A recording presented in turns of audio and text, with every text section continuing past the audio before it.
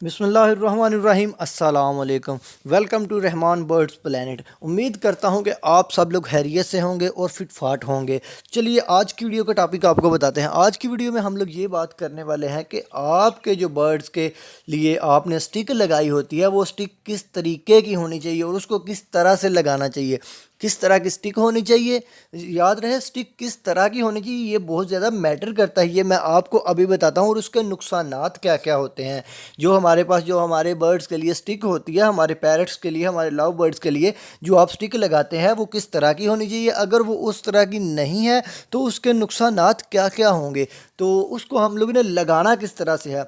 लगाने का भी बहुत ज़्यादा जो है वो इम्पॉर्टेंट रोल होता है। तो आज की वीडियो में हम लोग ये डिस्कस करेंगे। वीडियो को शुरू से लेकर एंड तक लाजमी देखिएगा। तो चलिए वीडियो स्टार्ट करते हैं। लेकिन वीडियो स्टार्ट करने से पहले अगर आप चैनल के ऊपर नए हैं या पुराने हैं और आपने अभी तक चैनल को सब्सक्राइब नहीं किया और आप बर्ड्स के शौकीन हैं तो आप अपने बर्ड्स की लेटेस्ट इन्फॉर्मेशन के लिए हमारे जो चैनल को सब्सक्राइब करके रहमान बर्ड्स प्लांट को सब्सक्राइब करके बेल आइकन को प्रेस कर दे ताकि आपको जो लेटेस्ट इन्फॉर्मेशन है या फिर हमारी लेटेस्ट वीडियोज़ हैं वो आपके पास जल्दी से पहुंच सकें। तो चलिए बात कर लेते हैं सबसे पहले कि हमारी स्टिक कैसी होनी चाहिए जो कि हम लोग अपने बर्ड्स के लिए लगाते हैं उनके केज के अंदर।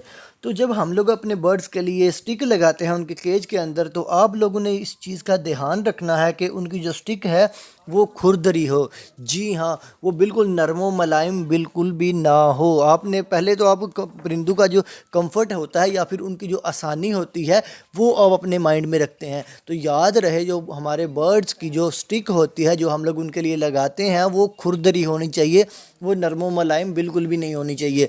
अब मैं बताता हूँ कि ऐसा क्यों होना चाहिए। जब हमारे बर्ड्स के लिए स्टिक हम लोगों ने जो लगाई होती है वो खुरदरी होती है तो वो उसके ऊपर बैठते हैं तो उनके पाँव जो है उसके अंदर उसके ऊपर जम जाते हैं।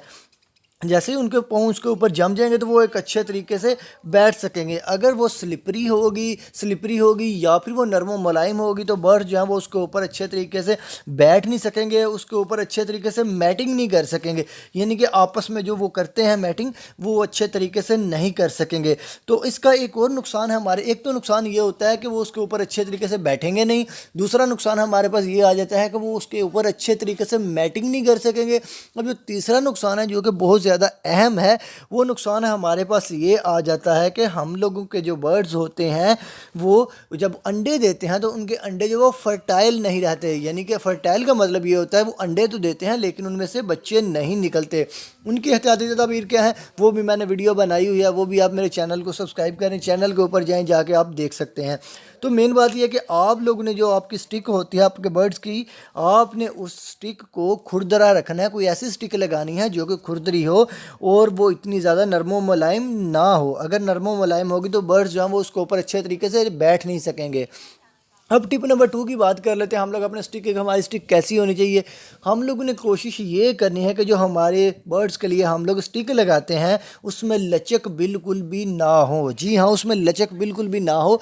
तो क्योंकि अगर लचक होगी तो भी वो उसके ऊपर बैठ के अच्छे तरीके से मैटिंग नहीं कर सकेंगे। तो आपने कोशिश ये करनी है एक तो वो खुरदरी हो, नरमो मुलायम ना हो और दूसरी उसमें लचक ना हो। जी हाँ, आपने इस तरीके से उसको इस तरह की जो स्टिक है उसको सेलेक्ट करना है जिसमें लचक बिल्कुल भी ना हो।